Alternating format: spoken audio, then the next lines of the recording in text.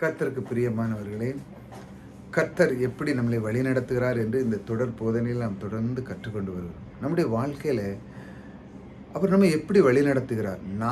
நம்ம நினைக்கிறோம், ஆண்டவரே என்னை வழிநடத்தும், என்னை ஏதாவது செய்யும், எனக்கு ஏதாவது பண்ணும் அப்படின்னு. ஆனா அவர் உங்கள வழிநடத்துறாருங்க. நீங்க ஓ அவருடைய குழந்தையா இருக்கிறதுனால உங்கள விட்டுருவாரா? அவர் வந்து அவர் எப்படி வழிநடத்துகிறாரே நாம் அறியணும். ஆண்டவரே நான் ஒரு சூழ்நிலையில இருக்கிறேன். அந்த சூழ்நிலை மத்தியில என்னை விடுதலையாக்கி, என்னை அற்புதம் செய்தவரே உமக்கு கொடான கோடி சொல்லி நீங்க நன்றி சொல்ல அளவுக்கு அவர் வழி நடத்துறாரு பாருங்க. நீங்க நினைக்கலாம் இன்னைக்கு கிடைக்கலையே, எனக்கு இப்படி ஒரு பிரச்சனை இருக்கா, இப்படி எனக்கு நடக்காம போகுதே, அது எப்படி நடக்குமா அப்படின்னு நீங்க சூழ்நிலை இருக்கும்போதும் உங்க நாவத்தோட சொல்லுங்க. கண்டிப்பா நடக்கும். இந்த மாதம்ல வர்ற மாசத்துல அது நிச்சயமாக நடக்கும்.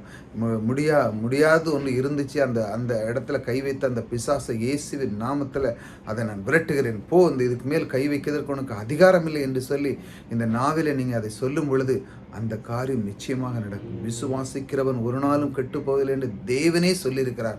ஆகையால் அந்த வார்த்தை நிச்சயமா நடக்கும். நாம விசுவாசிக்கணும். நடக்கும் அப்படிங்கிறது வந்து உங்களுடைய உள்ளத்தில் நீங்கள் எப்போ வைக்கணும். இப்படித்தான் அவர் வழிநடத்தை நீங்கள் அறியும் பொழுது உங்களுடைய வாழ்க்கையில் அந்த பில்டான அந்த வார்த்தை வந்துடும் பாருங்க. கர்த்தாவே நீர் எனக்கு துணை செய்து என்னை தேற்றுகிறதை என் பகைஞர் கண்டு. பாருங்க, மனுஷனுக்குள்ள வாழ்க்கையில பாருங்க, தேவன் அவனை உயர்த்த பிசாசு என்ன பண்ணுறான் பாருங்க. தேற்றுகிறது என் பகைஞர் கண்டு. கர்த்தர் நம்ம மேலே அன்பாக இருந்து நம்மளை உயர்த்த மற்றவனுக்கு பொறாமை வருது. அந்த மாதிரி பொறாமை வருது பாருங்க. பகைஞர்கள் கண்டு வெட்கப்படும்படிக்கு எனக்கு அனுகூலமான ஒரு அடைக்கலத்தை காண்பித்தரலும். அந்த அளவுக்கு நீர் எனக்கு காண்பித்தரணும்னா அவர் அந்த மாதிரி உங்களுக்கு காண்பிக்கிறார்.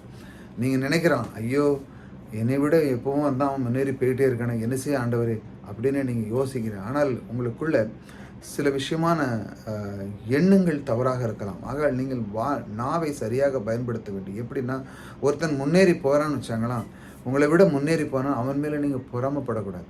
கர்த்தாவே அவனையும் ஆசீர்வதித்தீரே, அதே போல் என்னையும் ஆசீர்வதிக்கிற தேவன் நீர் எனக்குள்ளே இருக்கிறப்பா அப்படின்னு சொல்லணும். அவன் மேலே பொறாமப்பட்டு எதுவும் ஆக போகிறார். தேவன் அவனையும் ஆசீர்வதிக்கிறார். அதே தேவன் தான் உங்களுக்குள்ளே இருக்கிறார்.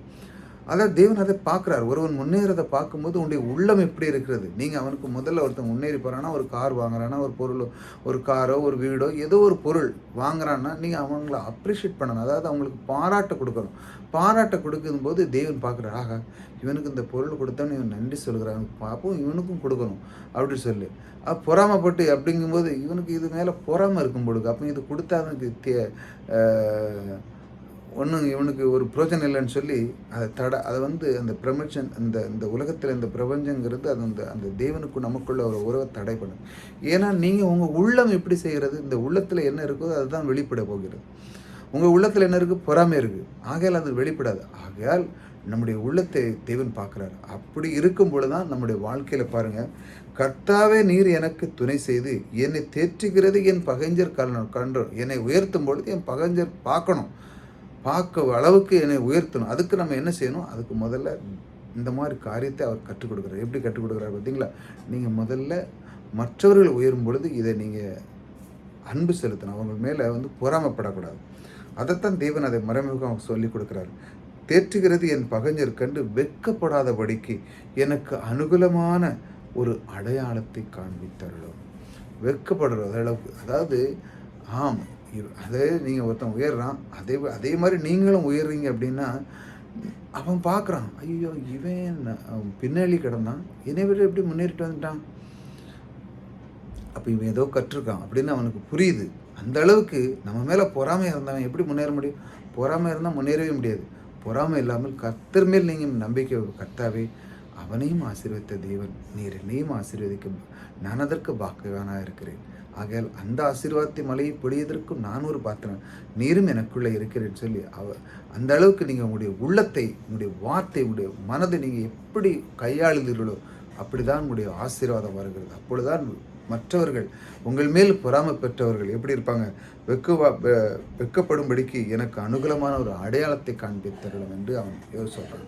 ஆகையால் அந்த மாதிரி உங்களுடைய வாழ்க்கையிலே இந்த மாதிரி ஒரு வெட்கப்படும் அளவுக்கு உங்களுடைய ஆசீர்வாதத்தை அவர் உயர்த்துவார்.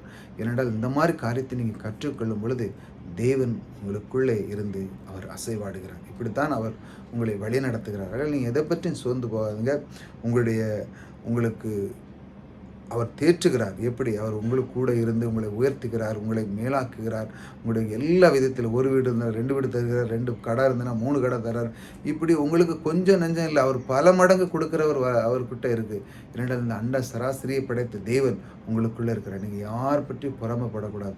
உங்களை எந்த நேரத்திலும் யாராட்டும் நல்ல விஷயம் சொன்னால் அவங்கள அப்ரிஷியேட் பழகும் பொழுதே உங்களுடைய நாவிலிருந்து வருகிற அந்த வார்த்தை மூலமாக உங்களுடைய ஆசீர்வாதம் அப்படியே ஆட்டோமேட்டிக்காக உயரும். அதுதான் சொல்கிறார். எல்லாரும் அந்த அளவுக்கு நீங்கள் இருக்கும்போது வெட்கப்படும்படிக்கு நான் உன்னை உயர்த்துவேன் என்று அவர் கட்டளையிடுகிறார்.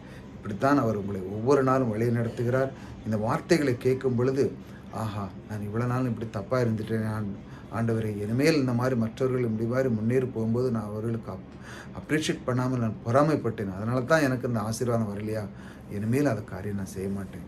யாராட்டும் எந்த ஒரு விஷயம், சின்ன சின்ன விஷயம் தான், ஒரு பொருள், அந்த வீட்டில் ஒரு மிக்ஸி எடுத்தாலும், ஒரு டிவி எடுத்தாலும், ஒரு கார் எடுத்தாலும், ஒரு சைக்கிள் எடுத்தாலும், முதல்ல நீங்கள் அப்ரிஷியேட் பண்ணுங்கள். அவங்கள போய் கர்த்தர் இந்த பொருளை அவங்களுக்கு தந்திருக்கிறார், கர்த்தர் உங்களுக்கு ஆசீர்வதித்திருக்கிறார் அப்படி சொல்லி நன்றி சொல்லணும். வெரி குட், தேங்க்யூ அப்படின்னு உங்கள் உள்ளான மனதில் சொல்லணும். அவர் புரஜாதிகாரங்க இருந்தாலும் கங்க்ராச்சுலேஷன், வாழ்த்துக்கள் அப்படி சொல்லும்போது நீங்கள் இதிலே வளர ஆரம்பிக்கிங்க. அது வளர ஆரம்பிக்கும் உங்களுடைய வாழ்க்கை சிறப்பாய் மாறுவதற்கு தான் அவர் உங்களை இந்த அளவு சொல்லி உங்களை வழி நடத்துகிறார். கர்த்தர் எப்படி வழி நடத்துகிறார் பார்த்தீங்களா?